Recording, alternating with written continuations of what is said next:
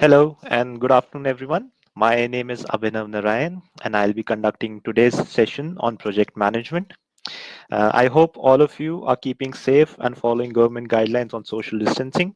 I'm sure almost all of you must have been waiting to participate in the much awaited seventh season of ESVC. However, due to these testing circumstances, we felt it was smart to postpone the event, even though India had recorded only a few hundred cases till then. Nevertheless, it is very important for all of you to keep yourself motivated and keep working towards building yourself. So, making best use of the current situation, we at ISI India always want to stay connected with all of you. Hence, we are conducting free of charge 3-day webinar series, which focuses not only on the management side of a solar vehicle project, but it also includes technical sessions on day 2 and day 3, which will be taken by my colleagues. Now, today you have been summoned here for this session to remove certain lacunas that we have found over these years, the issue of funding, the issue of sponsorship, team management. So through this interactive session, I hope that we can help you guys eliminate these constraints over the next few years. So let's start with today's agendas. In a span of 1 hour, we'll be covering 6 major subsections, which include electric solar car project as a whole. Secondly, how should your project timeline look? Third, team building session, how to attain sponsorships, industrial connect, cost optimization procedures, and learning outcome. So this webinar targets students, faculties, academicians, researchers who are looking to take up solar vehicle as a college project, to participate in different competitions in India and across the globe, and for certain individuals who are interested in research and development and innovation of solar vehicles and are interested in such projects. So uh, the International Solar Car Federation is the premium body which has been conducting such inter-country and continent races for the last 30 years. Until a few months back, there were only 6 officially recognized challenges by the ISF, namely the Bridgestone Challenge. It was held in Australia. The SASOL Solar Car Challenge, that is South African Solar Car Challenge, Carrera Solar Car Challenge in Chile, European Solar Car Challenge in Belgium, American Solar Challenge, as the name suggests, in the USA, and the World Green Challenge. It is with great pride that we announce that ESVC 3000 is now the officially recognized 7th such competition in the whole world. Apart from ISF, ISI India has also signed MOU with Automotive Research Association of India, AREI, to co-organize this event, which has been recognized by Niti Aayog as well as received huge appreciation from MNRE. I'm sorry. Let's just give me a minute, please. Yeah. So these are the news clippings from the ISI and AREI MOU. Now, doesn't this all seem very exciting to you? Let me guide you through the exciting details about the ESVC 3000. Now, ESVC 3000 is not only going to be the ultimate brand of racing, not only in India, but probably entire Asia starting next year. The race will test the durability and endurance of vehicles in a way never before. The event will be spread across 10 to 12 cities. We start somewhere in Delhi, move southwards towards Indore, on the way passing through Jaipur and Kota, and then all the way down to Nasik, finally ending the race in the beautiful city of Pune. Now, isn't this like a mini holiday in itself? So many of you would be visiting these places for the first time. Now, I'll tell you some details about the ESVC 3000 event. Each day, a vehicle will be expected to travel a distance of, say, 200 to 250 kilometers, where we'll be setting up checkpoints at every, say, 50 odd kilometers just to make sure that we don't compromise on the safety aspect for you guys. When you finally reach the destination at the end of the day, you will be evaluated on the basis of your timing. Now, the beauty of this scoring system is that even if your team has an off day, anybody can have an off day, right? So things do not fall in place of you. You still have 6 to 7 days left to cover up. So this is like a full marathon. Hence, you need to prepare well in advance and develop the level of endurance that is required during the course of this event. So you will also be arranged an overnight stay at a stopover place. The next morning, when your adrenaline is all charged up, you will go out again in the arena trying to win this competition. So a solar car during the 1600 kilometer route will be expected to clock a minimum speed of 50 kilometers, Since most of the route will pass through busy national highways, a special lane will be earmarked for ESVC 3000 vehicles, and each solo vehicle will be escorted by a pilot and a rear chase vehicle. So, as you all might know, that ESVC 3000 is an extension of ISI India's flagship event ESVC, which has already conducted 6 successful seasons, and we have received participation from over 500 teams of over 400 colleges in India. So we hope to take this event to a much higher level in the years to come. Coming to project timeline. Now, ideally, you should divide your progress into 4 phases, namely planning phase, design phase, procurement phase, and fabrication phase, and testing phase. Let's talk about planning phase at first. So when you start planning your project, you should start by recruiting fresh members in your team, and this recruitment should be done at the very beginning of your project. See, when you come back from a race, when you come back from an event, most of your senior members would have already passed out of the college. Some members might leave the team, right? So by the time your seniors leave, or by the time the people who have formulated the team or who know how the team functions, they leave, they can train a few newcomers. And the people who would join you at the beginning of the project, they would have some time to settle down. And by the time they start working, right? So this would eliminate a transition gap which could arise. We have seen lots of teams. Going through this transition effect.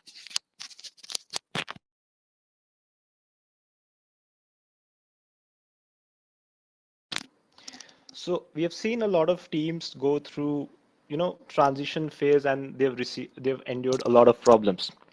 Now, how do you divide a team? I will take this a few slides later. Let us first focus on the project timeline part. Okay. I hope all of you are with me. If I'm going too fast, I'll just slow down, please. Thank you. Now, once your team is developed and you've recruited new members into your team, the most important step remains is to create your budget, right?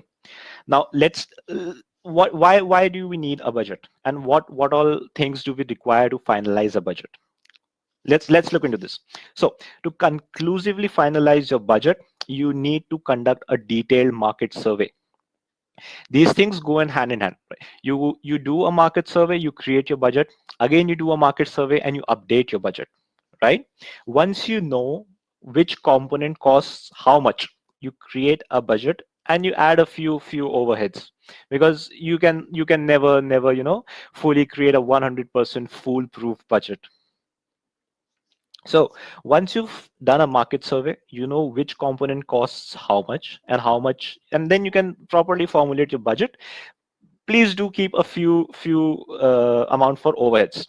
Now, how detailed and thoroughly you do your market survey, this will help you with the exact approximation of your budget, and then you all can proceed accordingly.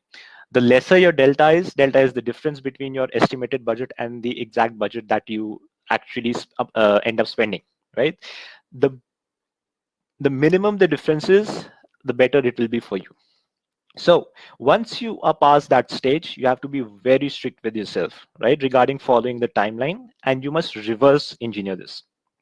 So you have to keep a minimum of 1.5 months of time for testing, because the event aims at testing your endurance. So if you don't test the vehicle back home in your home conditions, then it will not endure the entire event, right? So you must keep a minimum of 1.5 months for your vehicle's endurance testing. And for that part, your vehicle design prototyping should begin very early. And keeping that in mind, this implies that all of the important procurements that should be done keeping sufficient time in hand. So this means that a part of your funding should have at least arrived during the initial stages of your project. So you see, this is all linked. If you have funding, you will be able to procure and design. If you are able to procure and design, you can manufacture, and if you can manufacture, then you can finally test. So these all are linked. This is a linked supply chain. So anything you falter, the entire chain gets affected, right?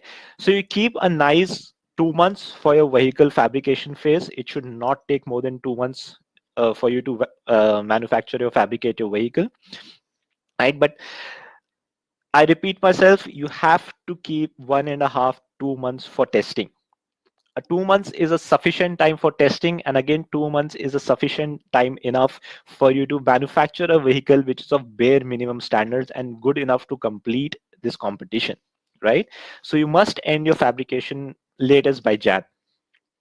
Now, coming to the testing part, you really need to analyze which parts are prone to failure. 1600 kilometers is a very, very long journey. I repeat, very, very long journey. And you have to keep contingency plans for parts which are most prone to failures, right? So what I'll suggest, you need to carry spares to majority of these parts which are prone to failures. It would be very disheartening for us to see any student or any team getting disqualified, having worked so hard throughout the year, but just because you did not carry any spares, you might get disqualified or your vehicle is no longer able to run. So please do carry spares and keep contingency plans for this, right?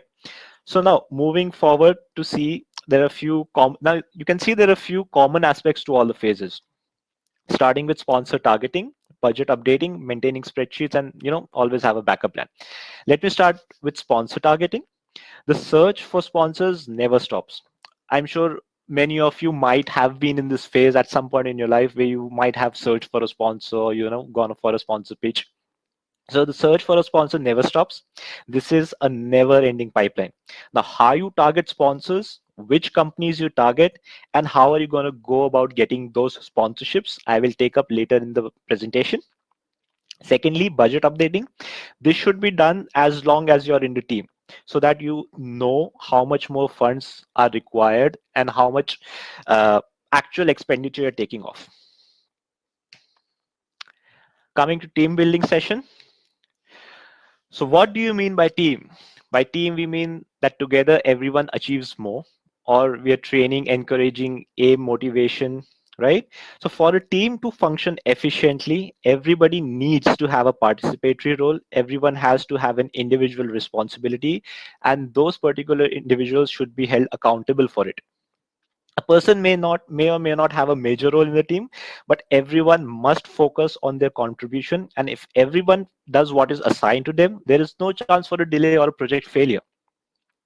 Now, please focus on this part. This is what an ideal team structure should look like, wherein generally we have seen that the third and the fourth years or the seniors of the team are generally the captains or the vice captains, and they head the major domains.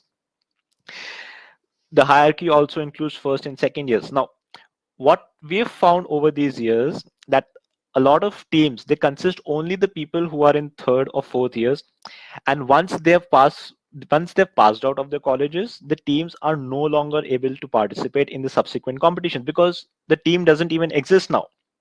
This is why succession planning is really important. Why is the team division important? When you adopt a focused approach towards doing your work, you generate better output. Now think of it like this. Say there's a guy who is interested working in the suspension domain or electrical domain, and there's a guy who's good at interpersonal skills and wants to work in the sponsorship or the corporate domain. If you interchange the role of these guys, do you think these guys are going to perform with the same output or perform with the same energy? Right? So I'm sure all of you teams, you do, or all of the projects, they do a team recruitment from within your college or from outside. So I suggest that you do take first years into your team. Now let's talk about why first years are important. Even if the first years, they don't have a major role, they don't have the technical superiority as compared to a third or a fourth year guy, right? But they must always be included, just so that they learn the team functioning and basics of technical. Just imagine the sense of dedication and understanding that a first year guy will have by the time he reaches third or fourth year or final stages of his course. These guys, if they stick around in the team, they can take your team to an altogether different level in the years to come. Once you finish with the session here, go back and search for the top teams in the world, irrespective of the competition, whether it's Formula Hybrid, Formula Electric, even for that matter ESVC. Just go and see the team structure. Okay, so for the first years, make them do some work, light work, mostly it's about teaching them how the team functions. As for the second and the third years, make sure that the responsibility for entire designing and fabrication are shared by you guys. For the fourth year, guys, you're just there to supervise, because in most of the cases, we have seen that the fourth years do all the work with little involvement from the juniors. And once the seniors are gone, the team is in a disarray, and subsequently either they are unable to manufacture vehicles of the same, at least the same quality, if not better. And in most of the cases, the team is disbanded, and the teams, they do not participate in the event. I'm sure none of the seniors here would want their teams to get disbanded and the legacy of a team gone around, because you've built this team, you've played your part in the team, and I'm sure no one would want the team's legacy to be gone. And this is where the succession planning for the team comes into picture. Now, let me direct my attention to faculties or project mentors. Now, your participation into the project or into the team, it may vary based on your role in the college level management, college level administration, your class commitments, and other factors. However, there are few things that we would request you as faculty advisors or mentors to ponder over, right? Technical assistance. Now, some faculty advisors may have a team which has previously participated in some event, and they're aware of technical know-hows. However, for the first time teams and teams having limited means and lesser exposure, as faculty advisors, you must provide them with the maximum level of technical assistance, be it in the area of design calculations, providing them with your input in material selection, components, help them in software designing, force calculations, be it in whatever way they can, provide them your technical assistance, because as faculties, you know more than these kids do. Secondly, industrial visits and conference. Since in the present day, only classroom learning isn't adequate, set up industrial visits for your team, make them visit manufacturing plants. As college faculties, it is easy for you to connect with these industries and setting up visits as compared to a student. For student, and as students, now when they visit these industrial facilities, it is a way for them to network with the industries along with gaining practical exposure. Now this comes really handy with respect to the project and even in the latter life. So, third comes the college level management. There are two ways primarily where the faculties or the mentors, they can assist the student teams in the college level management. This is probably one of the most important roles that you have to carry out. Firstly, you need to getting help getting the team the college level clearance. It has to be carried out by the faculty advisor or by the students with the support of the faculty. Now, getting a clearance for fabrication bay or a team room where they can sit around and build or do research and development within the campus, be it extra holidays, late night permissions, everything that the student team requires, it has to be done by the faculty advisor and with the support of the mentor. Second, college level funding. Now, this is the biggest support that you can provide them as a faculty advisor. When any team starts the project, the funds they get initially, it helps them kickstart the project. Even if a team manager, if even if a team manages to acquire funds from outside, it takes a considerable amount of time, right? So to strictly adhere to the college level timeline or strictly adhere to the project timeline, college level funding is very essential. A word by the faculty advisor, it goes a long way into securing college level funding, and as compared to a request by the student, because the college management, they would listen to a faculty more than they would do to a student. Fourth, help student with sponsorships.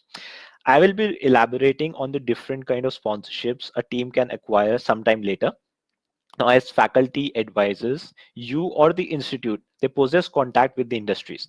You should help your students, connect with the industries and set up presentations. As I said, funding is the backbone of any project. As faculty advisors, you stand a better chance to connect to a potential sponsor as compared to a student. Fifth, have a participatory role in the team. As faculties, you should be aware regarding the team's progress. For this, conduct a weekly meeting or a monthly meeting. From time to time, visit the team's fabrication bay, assess the work that is being done throughout the week. You can even ask the domain heads, the team domain heads, to present you with a weekly or a monthly progress report. Assess the pace that the team is going through and do overview that the work is being done. Now, coming to creating a student or a faculty reserve, your aim should not only be to create a strong team, but also a strong reserve pool. Electric and solar vehicles, they are in such a boom today. This is probably the best time to update the course curriculum. Introduce these sections in your colleges, introduce specialization courses, set up labs with necessary equipment, and provide students with practical exposure. Conduct workshops, appraise the students and faculties about the potential that these solar and electric car possesses. This will create a strong reserve pool of students as well as faculties inside the institute, and will subsequently improve the quality of the courses that go around. Right. So moving around, I'm sure quite a few of you must have seen this Akshay Kumar starrer movie called Gold. Now, when we talk about team building, a particular short scene from the movie comes to my mind. For those of you who have already seen the movie, you can very well correlate. And as for people who haven't seen the movie, I'll narrate this short incident to you. So the movie is revolves around hockey and India's quest for hockey gold, Olympic gold. So while these guys were building a hockey team, the aspirants were made to undergo training. However, during that time, every man was playing for himself, and the virtue of teamwork was evidently missing. So to inculcate teamwork, the protagonist, he asked the team members to carry a load of bricks from one side of the ground to another side of the ground. Everyone is in a race to carry more bricks from the other, and they start running to and fro across the ground. When they finished, they were asked to repeat the same procedure. Naturally, after this exercise, everybody was tired. However, when asked to do again, one of them realizes the intent behind this exercise. Hence, in the picture given below, you can clearly see that they form a human chain, and through teamwork and without unnecessarily undergoing fatigue, the same work gets done much more efficiently and with much lesser effort, right? So moving forward, I like you all to pay attention here. All of you, I repeat, all of you must have a team dedicated towards finding sponsors, and team which is going to do PR work throughout the year. As I mentioned before, you will have guys in your college that are good at marketing, who have good interpersonal skills. So these guys must be kept separately in a corporate team. They will cater to all the other requirements apart from the fabrication. That is solely the work of a technical team.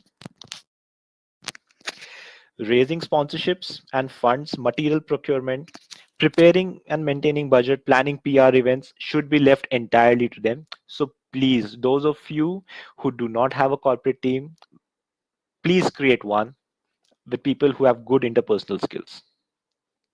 Now, probably the part that most of you are waiting for, that is sponsorships and industrial connection. So funding is the backbone of any kind of project. That is indispensable. So in this case, let's look at four particular kind of sponsorships that you can appraise. First, monetary funding. Now, monetary funding is a one-time grant or grant that is made in installments by big companies. Now, which companies do you target for one-time grants? These are government PSUs, Maharatna companies, Navratna companies. Now, these companies, they have an annual profit in the range of 10,000 crores to 40,000 crores. These companies have something called as a CSR fund, through which they sponsor such student activities or social activities. Corporate Social Responsibility Fund, CSR fund. Now, all this may seem very rosy, but even if one of these companies, they agree to sponsor you, they take somewhere between 45 to 60 days to process. So this is even in the best case scenario. Hence, this is a huge risk, huge gain strategy. However, if you do manage to get one of these sponsors, then your project is sorted. Second, next comes the part sponsorship. Now, this is probably the most important kind of sponsorship, right? For individual parts of the project, you approach individual companies. Like for tires, you can approach JK Tires, CA Tires, Apollo Tires, or for that matter, any tire company that you prefer.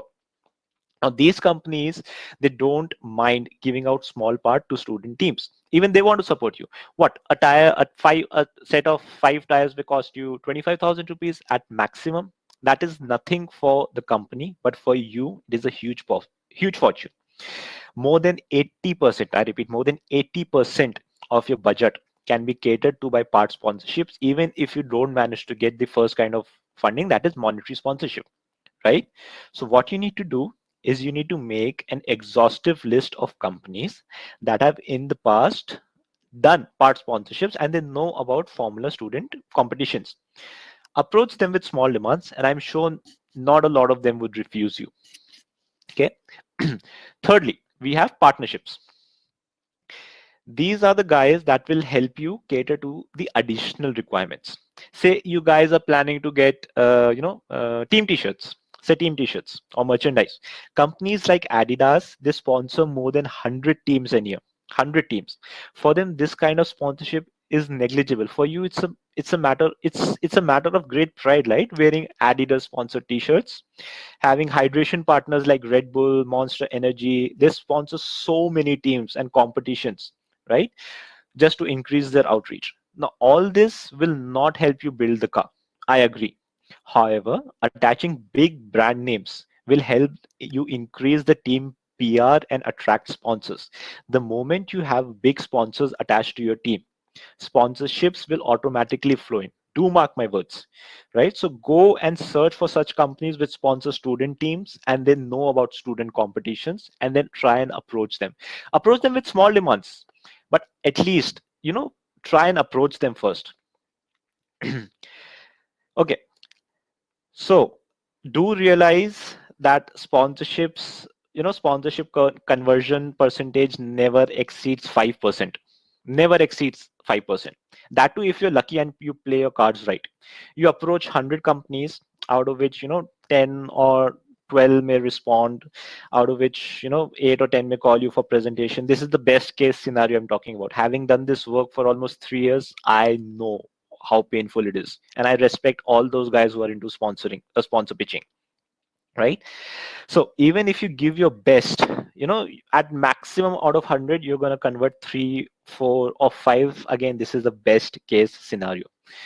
Why do you want to target startups for funding? Now, these startups, they will not sponsor you huge amounts, right? So it's a mutual benefit situation. These startups, they need brand promotion because they're just up and coming, and you need funding, right?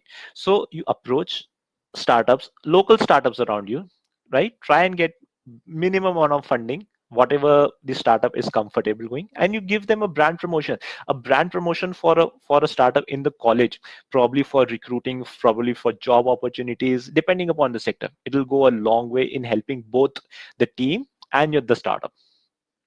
Okay, let's talk about the chronological sequence of getting sponsorships. The first thing that you have to do is make a very decent sponsorship proposal. Make sure you mention about the college, you mention about the team, you mention about the competition, and you've already done your market survey and you made your budget. So you need to prepare a very exhaustive list of tentative rate list, which you are going to attach with all your proposals. Second, you must have a very strong web presence. If someone wants to sponsor you and you're going there for a pitch, or even if you send your proposal via mail, the first thing that the company or the potential sponsor is going to do is they will search for your legitimacy online. So have a nice website, have a nicely created Instagram and Facebook profile or a Google page. Okay. Third, how do you network with companies? The best way to network with companies is to find their contacts on LinkedIn. If not possible, then I'm sure you'll have a lot of company offices in and around your area. Visit those company offices that you plan to target. get their email IDs, and send them the proposal. Now, this is the crucial part. If they accept, you must be ready for your presentation at any point of time, because you're not going to get a lot of time to prepare a presentation then. All your background work should have been done, and then you start pitching, right? Now, the corporate guys, you must be very well versed with the technical aspect of the team as well. Now, if you're going for a part sponsorship, say, right, so you make sure that you know the technicalities of that particular subsystem, because a company guy can ask you anything. He may not be into marketing. He may want to know why you have chosen a particular product. So anybody going to the sponsorship pitches, you need to be very well versed with the technical aspects as well. Lastly, as I said earlier, a sponsorship is not always monetary, right? So if you've approached a tire company for, say, tires and rims, so you'll be receiving a sponsorship for what, about 50K, and that's good enough, right? One part of the 20% of the car is sorted. So be very specific with your demands and don't be greedy, right? Keep following up. Okay, so following are the key points that you need to remember during the course of your sponsor pitching. Firstly, we'll talk about the things you should do. Okay, so firstly, people going to the presentation, preferably the corporate guys, apart from their marketing strategy, as I said earlier, they should be very well versed with the technical aspects of the team. A company professional can easily and always will venture into the deep technicalities, right? Secondly, it is crucial that you study the company profile. You must do your homework. If possible, find out connections with the company official who you are giving present to, maybe your alma mater, maybe a local area. Try and find out something. You study them, know them better than they know themselves, actually, to be very honest. Okay. Thirdly, even if the company doesn't sponsor you, you are there to learn. Ask for ways in which you can improve and make those necessary improvements, right? Build your rapport with the company or professional. Even if they don't sponsor you that particular year, you never know, they can always have a change of heart if you produce results and approach them next season, right? So end the meeting by being in their good books. Fourth, be conscious of what you demand. Always have a tiered strategy. Okay, so if you feel that your presentation is going well and you feel you can stretch the sponsor to a add a bit extra goodies in your kitty, then try doing so. Don't be greedy, but you can always try and stretch the sponsor a bit, only if your presentation is going well. Okay, most importantly, you need to be very transparent, you need to be very adaptive and street smart. Your decision should be based on the present conditions and not on some preconceived notions that you've formed while you were coming for the sponsor pitching. Now, coming to the things that you need to avoid. Never try and bluff the other person. You gain very little, but you risk losing a lot. Okay. Secondly, sometimes even a sponsor may stretch you for deliverables. He might want to sponsor you a meager amount, but demand huge out of you, and just for the sake of getting that sponsorship, you agree to him, right? Now, after I will share my personal experience. I remember approaching a certain sponsor for my project. Now, after our presentation was done, he offered us a certain amount of sponsorship, but however, he demanded that his company be made the title sponsor for our team. Now, I had an ethical dilemma in front of me. I could have always promised him, and citing certain reasons, I would have, not fulfilled my commitment given to him. However, in sponsor pitching, let me tell you, goodwill is everything. I simply thanked him for considering us good enough to come out and sponsor us. However, since we were expecting some potential big sponsors, I simply told him that, sir, if by the end of the project your sponsorship amount remains the maximum that we could gather, we would be willingly portraying his company as a title sponsor. And that person did understand, and he commended us for our honesty. And he even cited that in the past people had approached him and promised him that they will make him the title sponsor, but they never fulfilled. What happened after that? After our project was completed, we invited him to our unveiling. He came with an MOU giving us sponsorship for the next 3 years in succession. So Honesty is the best virtue that you can portray to anyone, and it's the least expected out of you. I wasn't expecting him to, come out with a sponsorship check for next 3 years, but since I was honest and transparent, it I got rewarded, right? So never, try and bluff and commit something that you cannot fulfill. Third, yes, you need to be assertive and proactive, but you also shouldn't act like a frantic salesman. You're not a desperate salesman who refuses to budge down. So you need to build your partnership. Even if the other person is not sponsoring you, you are there to build a partnership with him, right? Always end the meeting on a good note. Okay, so coming to the biggest question, why should anybody sponsor you? This is the first question that a company professional is going to ask you. Why should I sponsor you? Okay, so under section 135 of the Companies Act, companies having net worth of 500 crores or a turnover of 1000 crores, they are mandatorily required to spend 2% of their average net profit to Schedule 7 companies on corporate social responsibility. I'm sure this might have been a bit heavy to you. So just go to Google after this session gets completed and type CSR activity or section 135 of the Companies Act. You'll understand what I'm trying to say. So these are the kind of companies such as oil PSUs, Maharatna, Navratna companies, as I mentioned earlier. They have an annual average profit ranging somewhere between 10 to 40,000 crores. So sponsoring 5, 10, 15 lakh for a project is not a big amount for them. But again, these companies, as I mentioned, this is a huge risk, huge gain strategy, right? These are slow, but again, if you manage to bag one of them, then you are sorted. Secondly, PR and promotion. So what you are offering to the company should be greater than what the company is offering you. The sponsor must find it a profitable deal. A company is going before sponsoring, a company is going to, search for the event or the organization which has a good proven track record, sponsor it. The interest of this sponsor should be aligned with the company or the brand that is sponsoring them. Third, income tax benefits. Now this is probably one of the biggest reasons, biggest points that you can pitch to one of the potential sponsors. If your team is registered under the income tax department and you have a receipt for your sponsor, the sponsor will get a tax deduction and it will be counted as something under their CSR activity. So make sure when you're registering your team, you register it under the income tax department. It will help you get small 20, 25,000 kind of sponsorships, because that will make it non-taxable for the companies. Fourth, goodwill gesture and student support. There are a lot of companies that believe in goodwill, right? Like Tata's, for one instance. So I remember them sponsoring Manipal University for their whole project.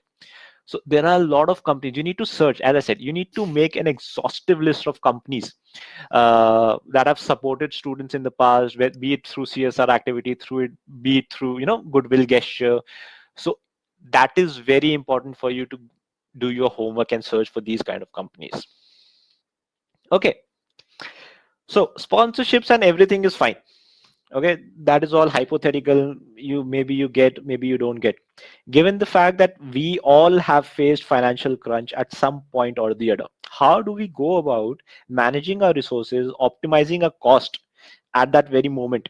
So there are certain measures that we need to adopt for cost optimization.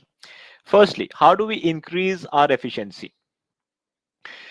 First, order material procurement only after proper deliberation and due diligence.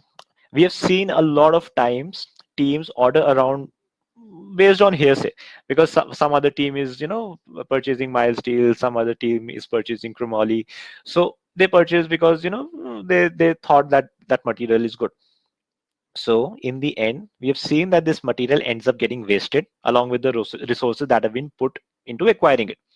A lot of teams, during the process of building your chassis, right, you without due consideration, you directly start welding.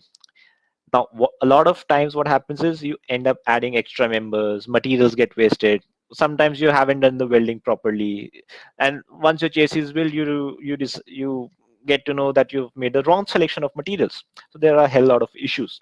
So instead, it is advisable that before you finally build your chassis, build a PVC model first. Do all your due diligence, driver, position, posture, ergonomics. Do everything on that PVC model, and when you're finally ready, go on and build your chassis correctly in one go. Okay. Secondly, skill enhancement within the team. Now, a lot of teams these days, they outsource the fabrication of probably the component, or they hire some professional for welding or part fabrication. Now all of this, it goes on to increase the cost.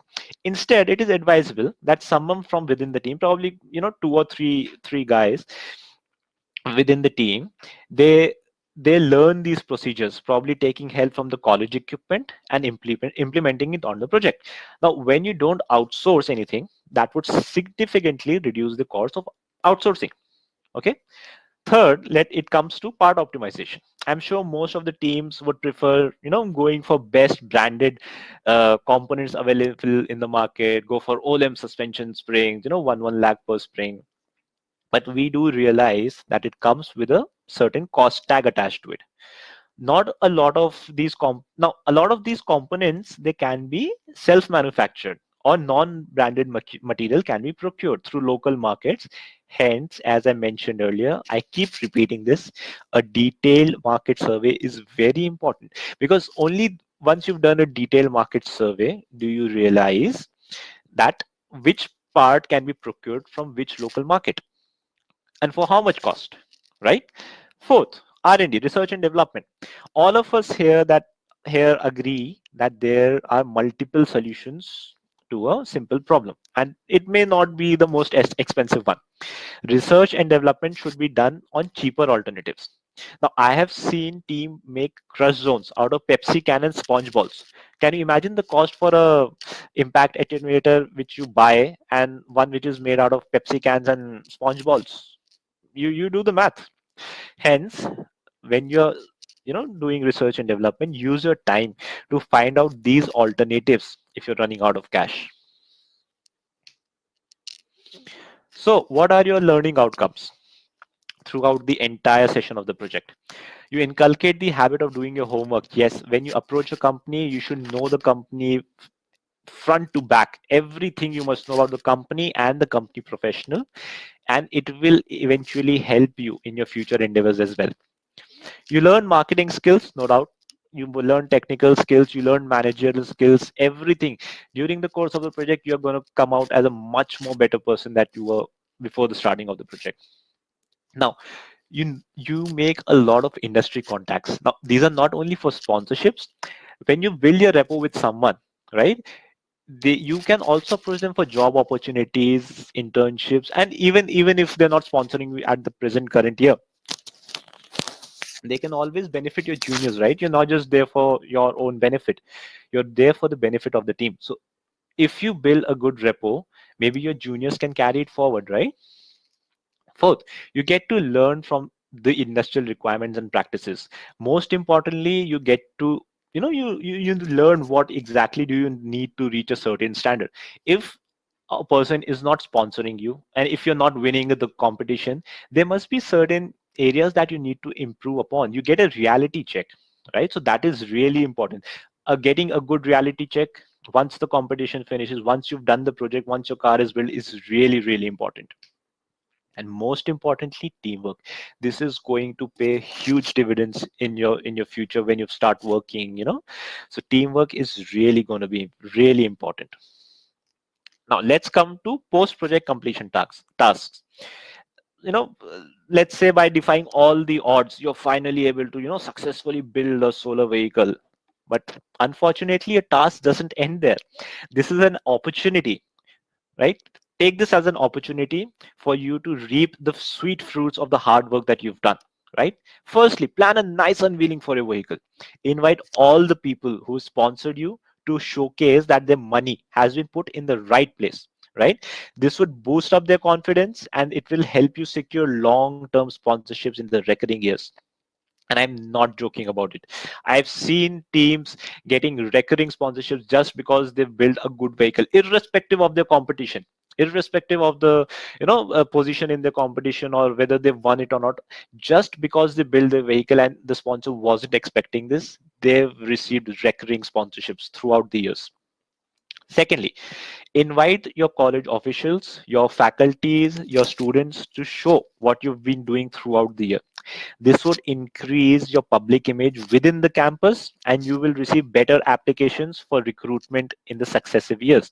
Also, it will help you receive college level funding. Once you come into the college's eye, they see that you, without their support or probably part support, you've been able to build a proper vehicle which is running and which is good enough to go into the competition. Probably you win some prizes.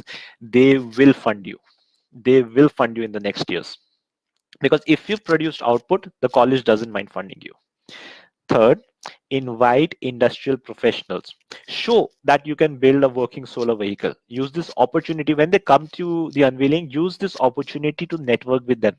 Your network is your net worth, right? Remember that. So when they come, use this opportunity to network with them, gain invaluable knowledge from them during your interaction. Okay, so these people are really important. And most importantly, do invite the people who did not sponsor you. You went to them, you made your sponsorship pitch, but they did not sponsor you. So most importantly, you need to invite these people and show them that you actually delivered what you had promised to them. A few of them might have a change of heart and they might sponsor you juniors, who knows, right? Second, documentation. Now, this part is indispensable if you want the legacy of your team to continue. You must have a digital database where you archive all your CAD models that you've built throughout the year. You or your juniors might need to refer these models in the successive years, long after you've passed out.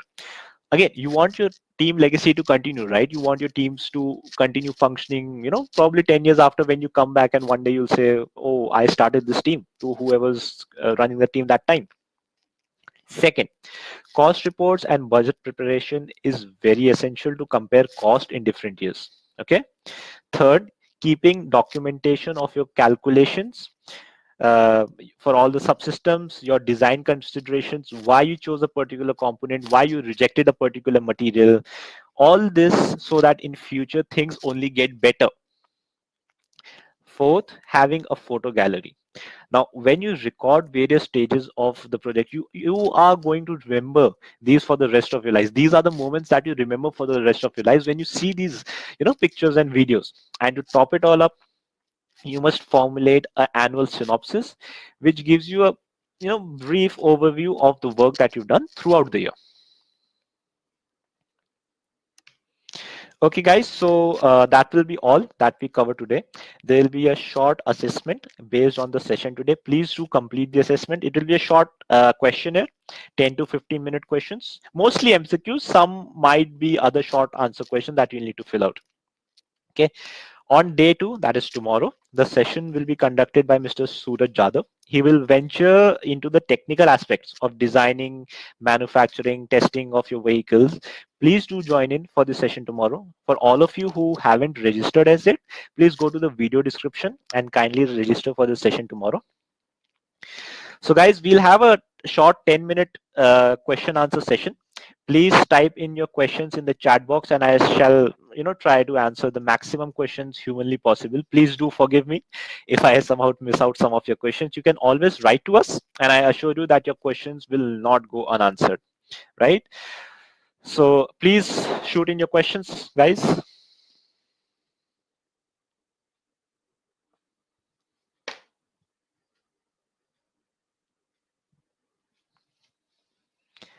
The chat box will be enabled, so please do type your questions in the chat box so that I can see them.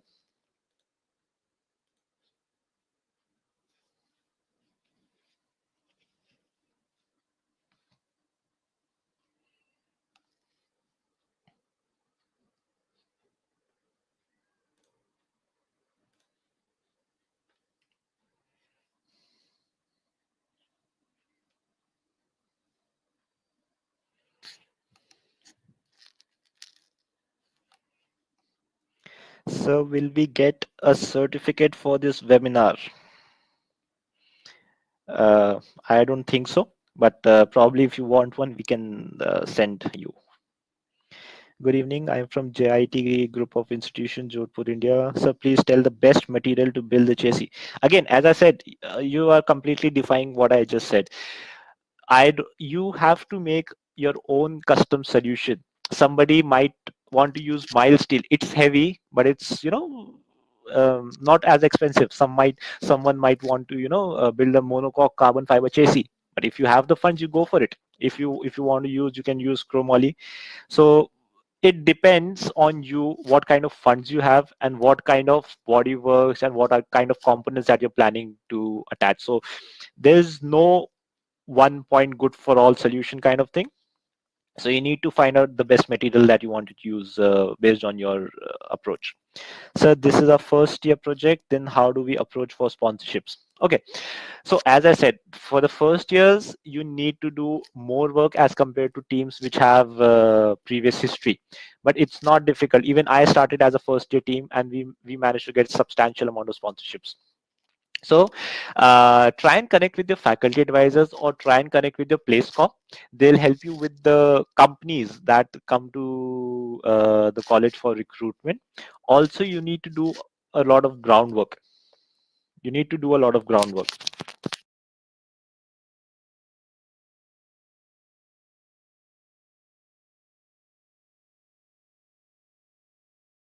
Okay, so you need to do a lot of groundwork.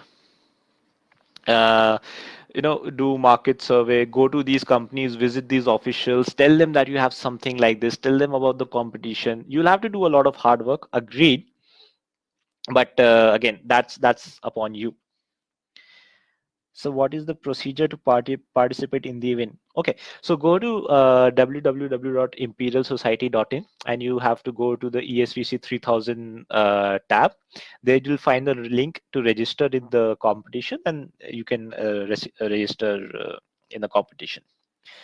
So for a college, I'm answering Sarthak Roy. For a college, whether we should first take sponsor from old company linked with us more or new company. See, Sarthak, it depends. So if you know that the old company might probably sponsor you, it is always better to have funds in hand, because getting sponsor from an old company is relatively easy as compared to approaching a new company.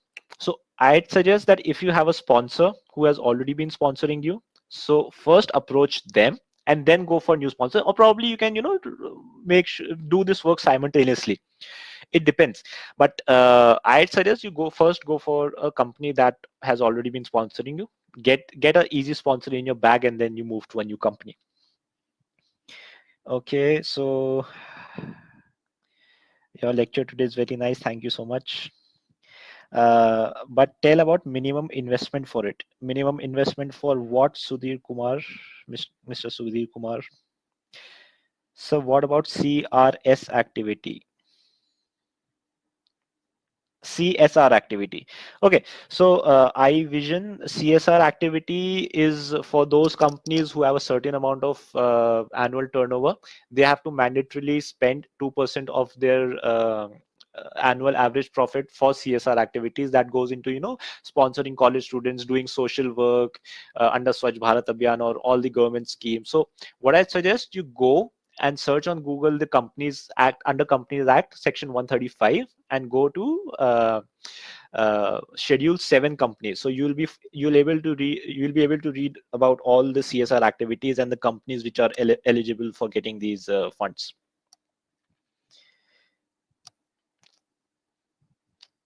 We haven't I'm answering Sarvana Kumar. We haven't won any event past 3 years. Then how can we approach sponsorship? Sarvana, I'll say you have, at least you did make a car, right, which was running. I assume that you did make a car which was running.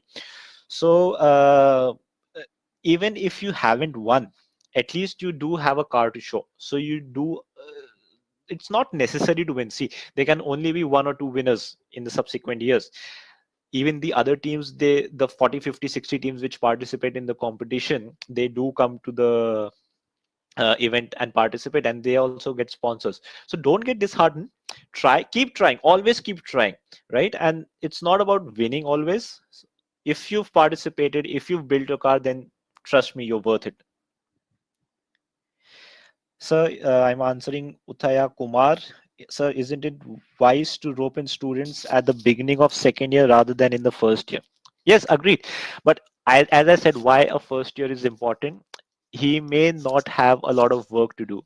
But imagine a guy who's been with the team for 4 years, the kind of dedication that guy would have for the team. He may not learn, but first years are relatively free. They don't have a lot of work. They don't have to go for summer placements, summer internships. They don't have to do regular internships or in-plant trainings. First year guys are relatively free and they are itching. Trust me, they're itching to go into some kind of club. So you need to grab that. You need to grab that instinct that they have. Uh, okay. I'm answering Raj Panchal. If we want to provide benefits for sponsor company apart from putting company name on t-shirt and account, what would be? There are a lot of things that you can do. Apart from putting it on your car and t-shirt, you can call those sponsors to your events at your college. Ex- call those company members to your college, hold events for them. As I said, unveiling, you need to call them for the unveiling. Do make sure you do an unveiling for your car. You call them for the unveiling, right? And make sure you do felicitate them. Apart from your t-shirts and caps, you can always have your hoodies if you're in a zone which has uh, uh, uh, winters. You can have caps, you can have badges, you can have pens. There's ample amount. You can give them social media or digital publicity. There's ample way of publicizing any team, any company. Yeah.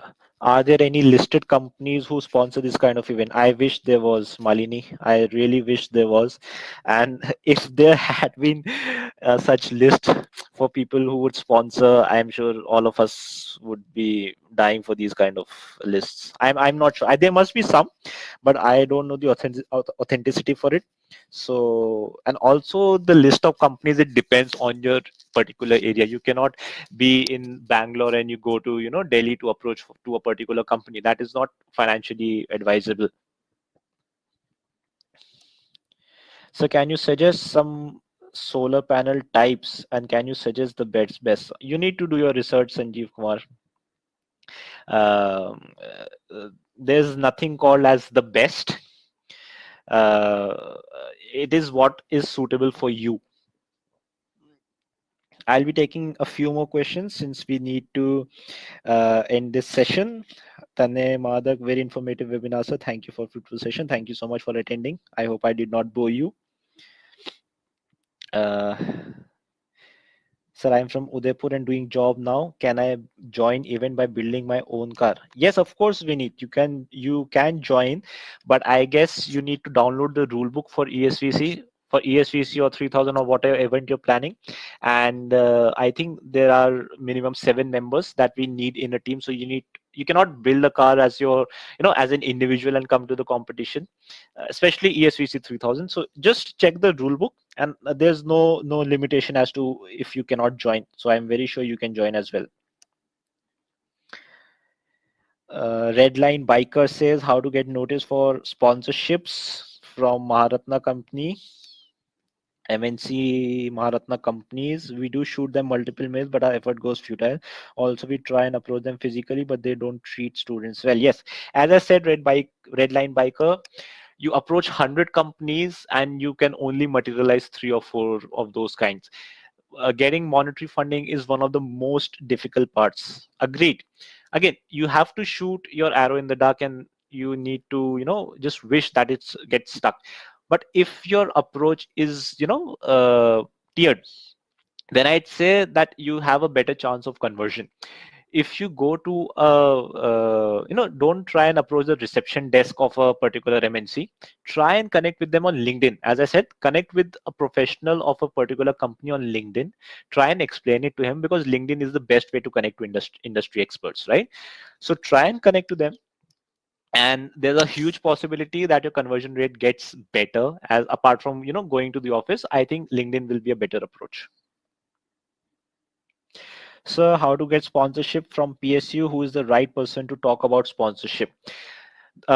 See, a lot of companies, they have this a CSR division or CSR head individually. You can easily find their profiles, because since a lot of people approach the CSR executives, their profiles are publicly available. Also, you can talk to the HR of the company. So again, you need to do your homework. You need to, connect with LinkedIn, visit these offices, get their contacts from somewhere, because this is the difficult part. But I'm sure you guys can manage that. How to make a corporate team, Abdul Hamid? You do a team recruitment. Ask people who are interested there, because everybody is not interested in the technical aspects. Some guys are good at interpersonal skills. So if you uh,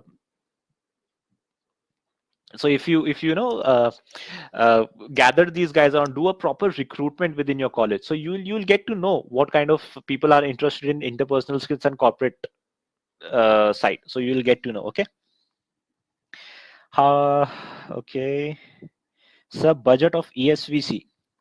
So you want to know how much do we spend while conducting the ESVC, or budget for a ESVC car? Just kidding. I'm sure. So see, again, it depends. If your college funds you, if you manage to get potential sponsors, you can always build a car that is worth 15-20 lakhs, as high as that. Even make a carbon fiber chassis, everything carbon fiber. But an average ESVC car, it should not cost you more than 2.5, 3 lakhs, 4 lakhs at maximum.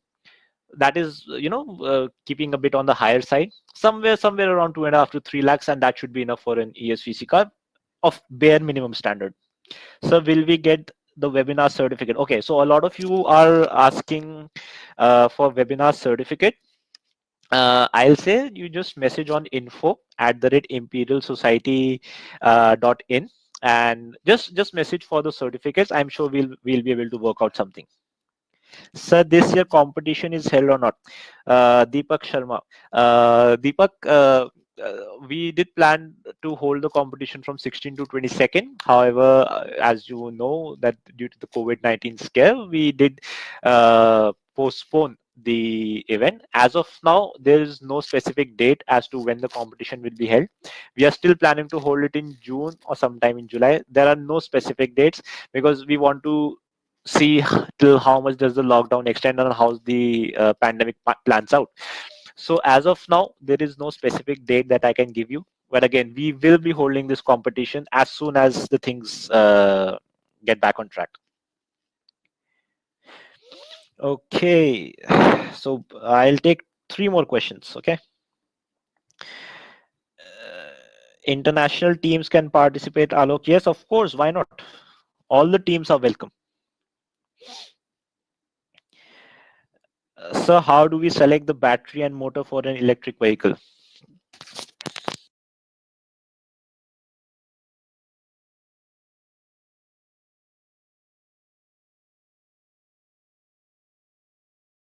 Okay, so 2 more questions. As I said, Manoj K. How do we select the battery and motor for an electric vehicle? See, Manoj, again, it entirely depends on what capacity motor and battery you want to use. Again, you must refer to the rule book. It is very important for you to refer the rule book and particular guidelines that we have set, and based on that you can very well choose a 2 kilowatt motor based on the RPM. But again, it depends upon your calculations. It's not that you can make a motor, buy a motor and build your car around a motor. You need to build a car and then you need to fit in a particular motor. Okay, last question. uh, so please once again say the mail ID. It is info @Imperial Society, IMPERIALSOCIETY.in. info @imperialsociety.in. Okay, so last question. So will we get 100% sponsorship, or we should back up? Augustine, Mr. Augustine, it depends on how you approach. Sometimes teams, they do get sponsorships even in excess of what their budget is, because the sponsor doesn't know how much amount of sponsorship you receive from other companies. I've seen teams getting sponsorship for 15 to 20 lakh rupees, and their budget was 7 and 8 lakh only. So it entirely depends. You can get 100% sponsorship, and if not, yes, you always need to keep backup. I've already said many times in my uh, uh, presentation the how and what means can you adopt to take the sponsorships. Okay, so last question, Saurabh Chauhan. uh, Engineering ESVC engineering teams can participate in 1600-kilometer race. Yes, Saurabh Chauhan, you can participate. ESVC engineering teams can participate in ESVC 3000. We have tried to keep the rule book and design considerations the same. So yes, you can definitely participate, but do make sure that you adhere to the guidelines of the rule book. Okay, guys, thank you so much for spending your time here, and thank you for listening to me. I hope I was of some help to you, and I'm sorry to all those whose questions I couldn't answer due to lack of time. So if you still want me to answer, please do mail us at the same email ID that I provided to you, and I'm very sure that we'll be able to answer all of you and all your queries. Okay, guys, thank you so much. Thank you for attending the session. Stay safe.